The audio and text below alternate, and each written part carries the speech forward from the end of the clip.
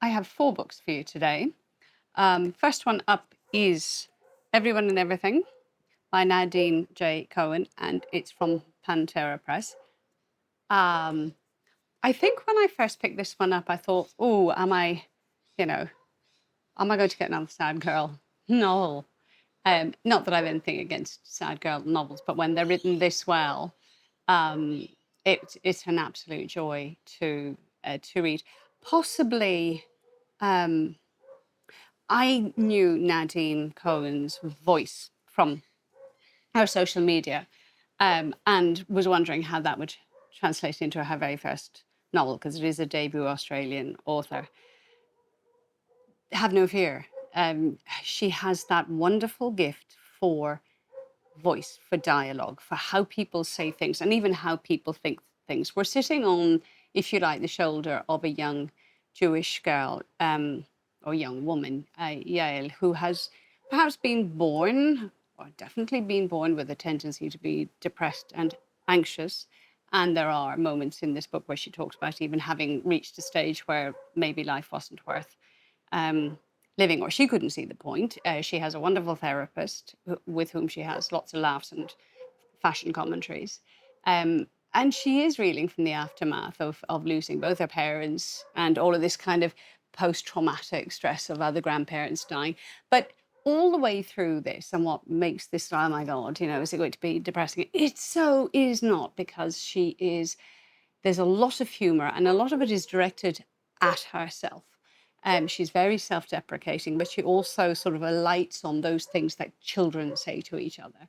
She has the most wonderful sister, and that relationship between them, sort of she feeling that she's a burden, and her sister Leora sort of saying, yes, you are, but no, you're not, because you're the most important thing in the world. And she has the most wonderful husband. I mean, unreal. Um, the I think the book, in a lot of ways, is about women as well, because Yale is going through a rather bad time. She's living on her own with her cat. She's trying to get herself together, and she seems to be mostly managing. And when she doesn't, she just buys lots of things. That's an interesting retail therapy. But she is introduced to the women-only baths in Sydney, and there she meets Shirley. And it's a place where healing obviously can happen, and it's about how women talk to each other and help each other. Shirley is very much older, and doesn't even know how to text properly, um, but it we're allowed. I was going to say it was almost voyeuristic, and that's a very negative word, but you're allowed to sit on this young woman's shoulder and navigate this kind of tumult of emotion, of grief, of not knowing whether she can get well again, of her wanting to, and you feel this struggle, but you're rooting for her all the way. It's an absolutely tremendous read, and it's a read, I suppose I would say that it's also that read for the sort of the 25-year-old to 45-year-old young woman, that you might, if you're interested in that young woman, or if you love someone who's in that, or if they're your daughter, it's all of us who have been that age, or don't know what it's like to be that age, have to read that book. Absolutely stunning.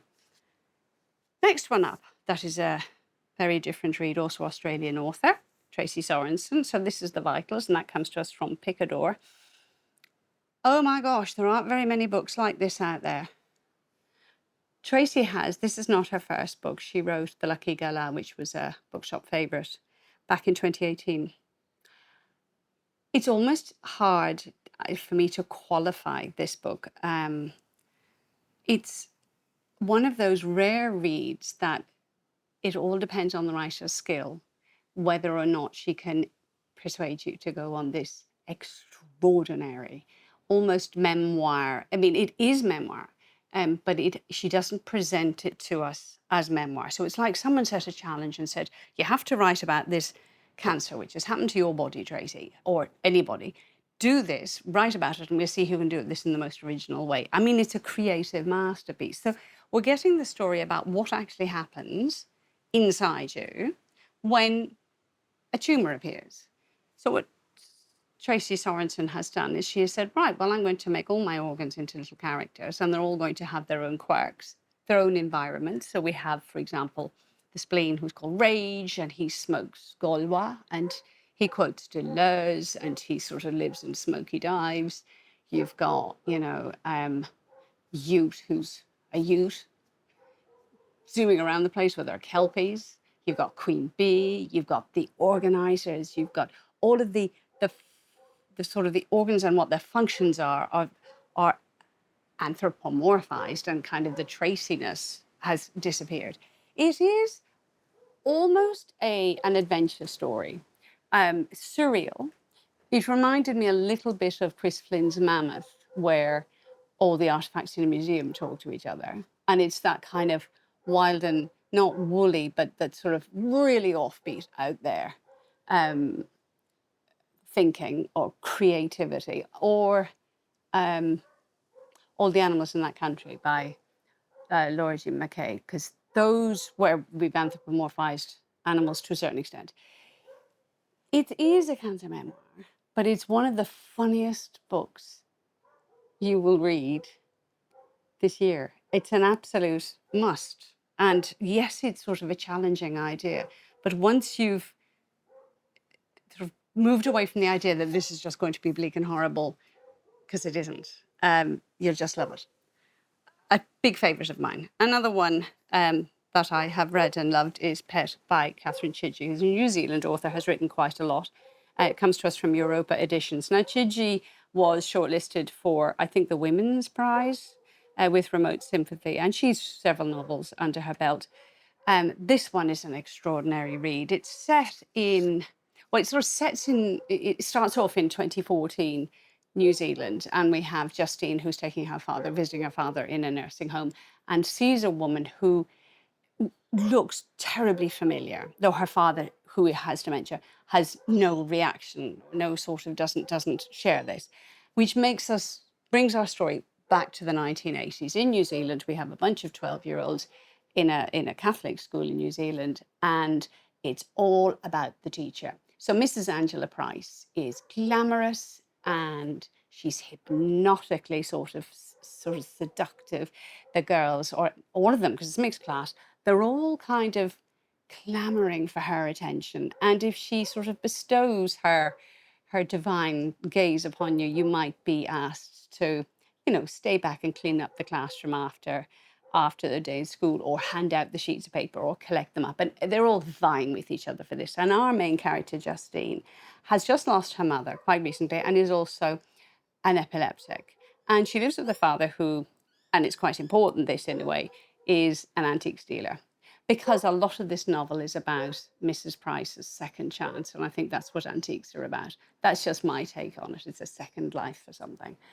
And Mrs. Price has had, as slowly becomes revealed, a great tragedy in her, so she's had a great tragedy in her life, and coming to New Zealand was a boon. And she has all this love and adulation, and she meets Justine's newly widowed father, and things begin to take off in that direction. And Justine has no objection, because she's as seduced as anybody else, all except, the whole class really is. The boys maybe less so, and her best friend Amy sort of is but isn't.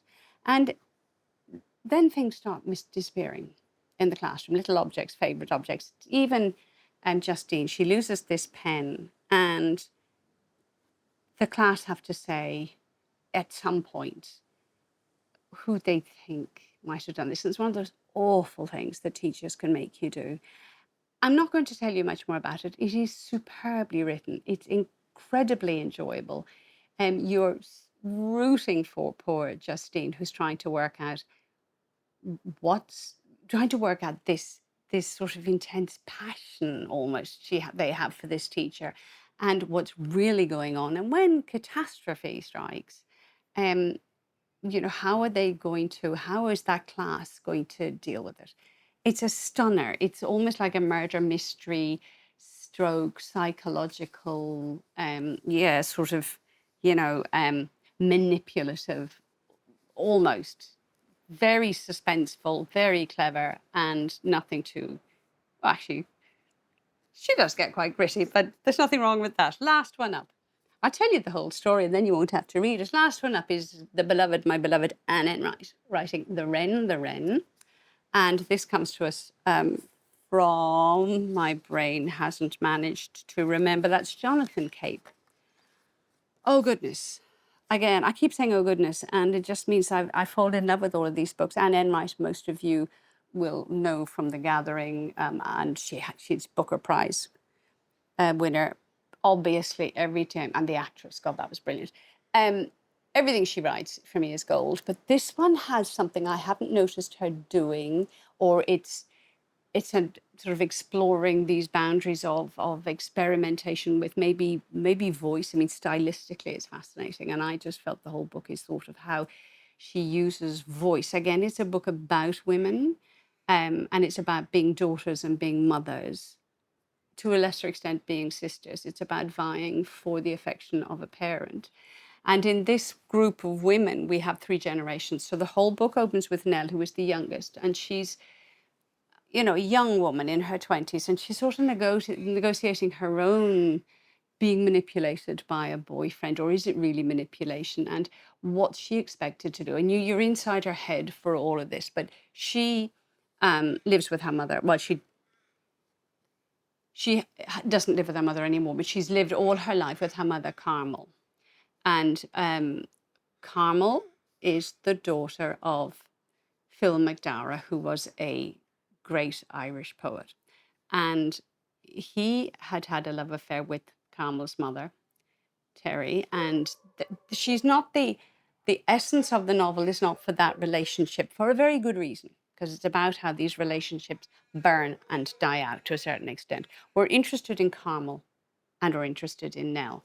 And we're interested in how Nell and Carmel keep kind of missing each other because they don't really know how to give each other love or what the other wants from them. And this kind of goes back to the effect this Phil McDowra had on this whole family, particularly Carmel and her sister Imelda, who Imelda is sort of reverently attached to the father.